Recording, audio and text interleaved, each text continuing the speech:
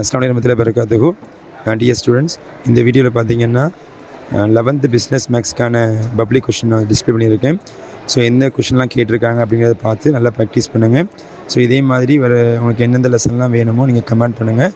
So ஃப்யூச்சரில் அதுக்கான public question upload பண்ணுறேன். இந்த வீடியோ பிடிச்சிருந்ததுன்னா லைக் பண்ணுங்கள், உங்கள் ஃப்ரெண்ட்ஸுக்கு ஷேர் பண்ணுங்கள். தேங்க்யூ.